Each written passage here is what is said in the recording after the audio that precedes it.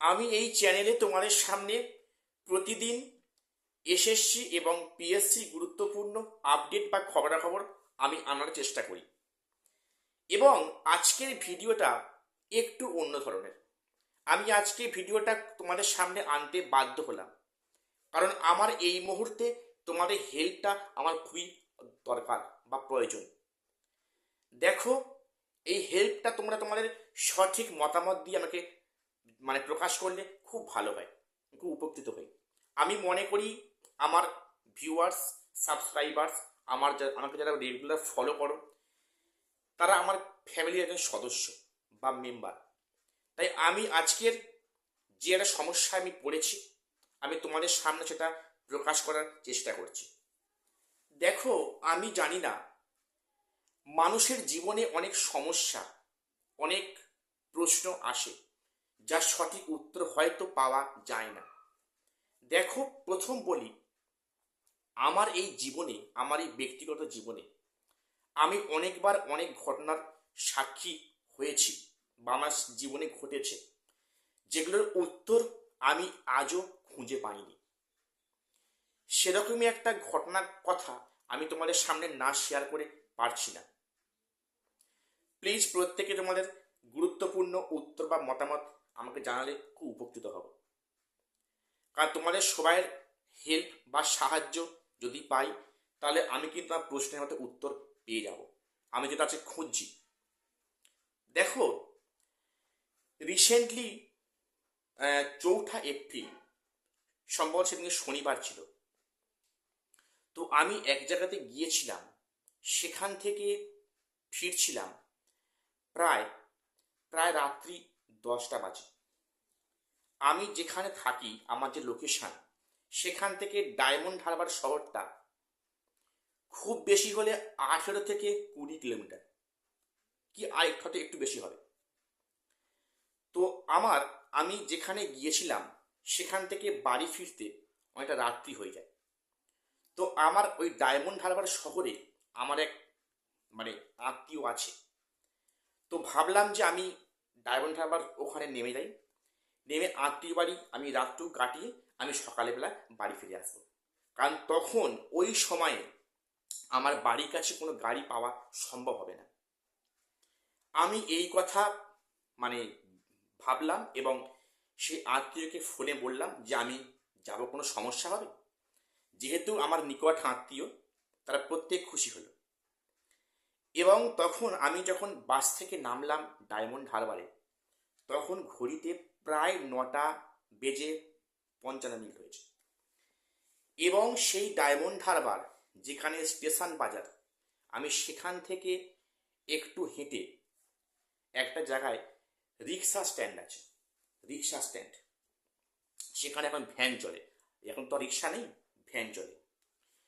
তো সেখানে ওই 10টা, তখন 5-10 হবে, আমি যখন স্ট্যান্ডে গেলাম, দেখলাম সেখানে একটাও রিক্সা নেই, সেখানে একটাও ভ্যান নেই।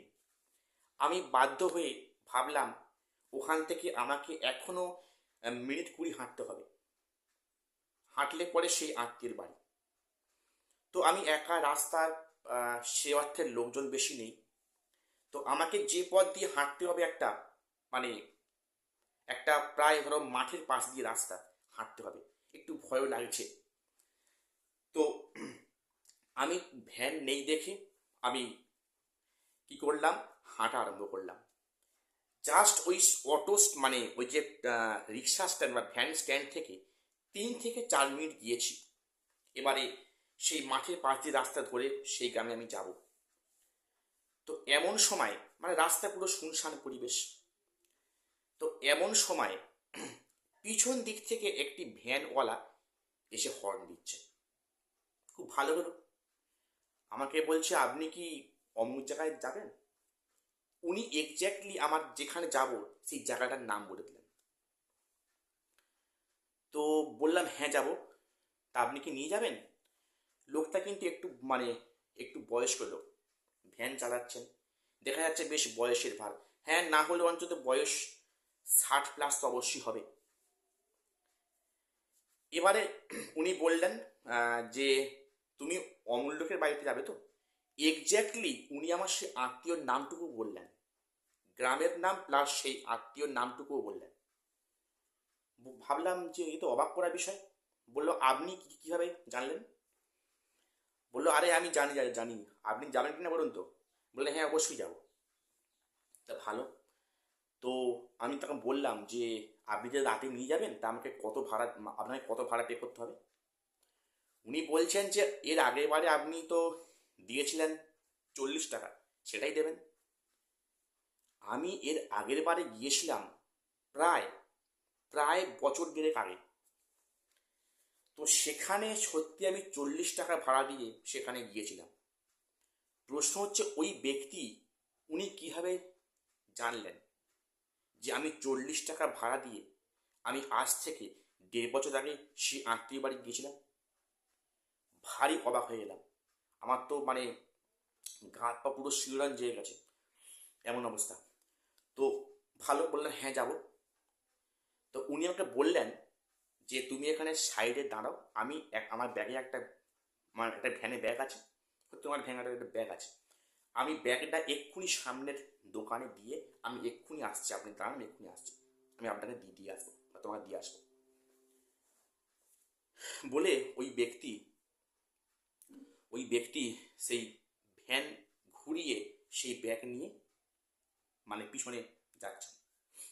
আমি তখন পকেট থেকে মোবাইলটা বের করলাম, দেখি তো কটা বাজে ঘড়িতে। তখন এক্স্যাক্টলি 10টা 22 মিনিট, 21 কি 22 মিনিট। আমি দেখে স্ক্রিনটা অফ করে ফোনটা ব্যাগে ঢুকিয়ে যখনই না পাশে তাকিয়েছি, লম্বা রাস্তা, পাশে কয়টা দোকানপাট আছে এবং সেখানে প্রায় দুখানা দোকান খোলা আছে, একটা মিষ্টি দোকান আর একটা সম্ভবত মুদিখানা দোকান, আর সব বন্ধ। লং রাস্তা। আমি দেখলাম সাইডে ঘুরে সেই ভ্যানওয়ালা ব্যক্তিও নেই এবং সেই ভ্যানটিও নেই। তো আমি তো আরও চমকে গেলাম যে এটা কি হলো, সেই ভ্যানটা কোথায় গেল আর সেই লোকটি বা গেল কোথায়? আমার কি চোখের ভুল ছিল? আমি সঙ্গে সঙ্গে সেখান থেকে আমি ওই ব্যাগে ওই দোকানে ফিরে এলাম। বললাম যে দাদা একটা ভ্যান কে দিকে এসছেন? তার ভ্যানে একটা ব্যাগ আছে, বললো ব্যাগটা আমি দোকানে দিয়ে আসছি। ওনারা অবাক হয়ে বললেন যে এত রাতে তো সাধারণত ভ্যান পাওয়া যায় না, আপনি কি ভ্যান দেখেছেন? বললাম একটা পা ভ্যান দেখেছি। বললেন যে একটা ব্যাগ ওই দোকানে দিয়ে আসছি। ওনারা অবাক, বললেন না এরকম এরকম কোনো ভ্যান তো এই মুহূর্তে সাধারণত এত রাতে ভ্যান থাকে না, আর এখন তো দোকান বন্ধ করছি, কই এখন তো কোনো ভ্যান যেতে আমরা দেখিনি। তো আমি সে মুহূর্তে আচমকা প্রচণ্ড ভয় পেয়ে যাই, প্রচণ্ড ভয় পেয়ে যাই। এবং আমি সেখান থেকে কি করব ভেবে না পেয়ে আমি ফোন থেকে সে আত্মীয়কে কল করলাম। বললাম যে যে একটা সমস্যায় পড়েছি, একটু এগিয়ে এলে ভালো হয়। তো উনি এগিয়ে এসেছিলেন আমাকে নেওয়ার জন্য। আমি সেই ব্যক্তিকে উনি এক সম্পর্কে দাদা হন, সব ঘটনা বললাম যে দাদা এমনটি ঘটনা ঘটেছে। তো এবারে বলার পরে উনি বললেন যে এই বিষয়ে মাথায় ঘামিও না, ও হয়তো কোনো ভ্যান তোমাদের মনে ভুল ছিল। তো আমি তাহলে বাড়িতে গেলাম, কিন্তু মনের মধ্যে একটা আতঙ্ক ভয় কাজ করছে যে লোকটি আসলে কে ছিল। তো সেখানে খাওয়া দাওয়া করে প্রায় 11:30 কি তখন 11:45 হবে, আমি তার বাড়িতে মানে শুলাম। আমার কিছুতেই ঘুম আসছে না, আমি দু চোখের পাতা এক করতে পারছি না। এবং সেই রাতে আমার প্রচণ্ড মানে কাঁপুনি দিয়ে জ্বর আসে এবং তার পরের দিন সকালে প্রচণ্ড আমার জ্বর আসে। সেখানে আমাকে ওষুধ এনে দেওয়া হয়, তারপর সাময়িক জ্বর কমলো এবং আমি সেদিনকে দুপুরের পর আমি বাড়ি ফিরে এলাম। সেই ঘটনাটা আমি অনেককে বলেছি, অনেকে বলছে যে ওটা তোমার মনের ভুল ছিল। ভাবলাম এই ঘটনাটা তোমাদের সাথে শেয়ার করলে হয়তো উত্তর পেয়ে যাব। আমার এখন এই মুহূর্তে প্রশ্ন, ওই লোকটা, ওই যে ভ্যানওয়ালাটা, উনি অ্যাকচুয়ালি কে ছিলেন? আমি কোথায় যাব উনি বললেন, সেই ব্যক্তির নামও বললেন, আমাকে বলতে হয়নি। এর আগের বারে আমি যে 40 টাকা ভাড়া দিয়ে গেছি ভ্যানে করে, সেটা উনি কিভাবে জানলেন? তাহলে আমি কি ওনার ভ্যানে গেছিলাম? না, আমার কিন্তু এনাকে আমি সম্পূর্ণ প্রথমবার দেখছি। আমি এর আগে যতবার এসছি, খুব কমই এসছি, ওনাকে আমি কোনোদিন দেখেছি বলে আমার মনে হচ্ছে না। তো সেই ব্যক্তিটা যখন আমি ফোনটা ব্যাগে আমি পকেটে রাখলাম, জাস্ট 20 থেকে 30 সেকেন্ড, তাও মনে হবে না, 15 থেকে 20 সেকেন্ড, তার মধ্যে লম্বা রাস্তায় ভ্যানটা কোথায় গেল? সেখানে সাইডে তো যাওয়ার জায়গা নেই, পাশে রেল লাইন আছে, নেওয়ার কোনো জায়গা নেই। তো সেই ব্যক্তি উনি কোথায় গেলেন? উনি অ্যাকচুয়ালি কে ছিলেন? শুধু এটা নয়, আমার এই জীবনে এরকম কিছু ঘটনা ঘটেছে যার আমি উত্তর আজও পাইনি। আমি ভাবলাম এটা তোমাদের সামনে মনে হয় শেয়ার করা উচিত, আমি শেয়ার করলাম। দেখো, আমি বলছি না উনি কোনো অশরীরী আত্মা, ভূত প্রেত, আমি এটাতে কিন্তু বিশ্বাসী অ্যাকচুয়ালি নয়। তো ওই ব্যক্তিটা কে ছিলেন? যদি উত্তর তোমাদের জানা থাকে একটু বললে আমি খুব উপকৃত হই। আমি আমার মনের অন্তর প্রশ্নটা আমি পারি যে হ্যাঁ, এই উত্তর আমি পেয়েছি। আমি মনকে সান্ত্বনা দিই যে হ্যাঁ, এর উত্তর পাওয়া গিয়েছে, এমনটাও হতে পারে, এতে অবাক হওয়ার কিছু নেই। তো যাই হোক, আজকে ঘটনাটা তোমরা শেয়ার করলাম। প্লিজ তোমরা একটু ভিডিওটা শেয়ার করো। যদি কোনো ব্যক্তি উত্তর বলতে পারেন, তার যা যা জানা আছে যে এটা কেন হয়, এটা কেন হয়েছে, যদি বলতে পারে, আমি খুব উপকৃত হই। আর শেষ করলাম, দেখা হচ্ছে পরে কোনো ভিডিওতে।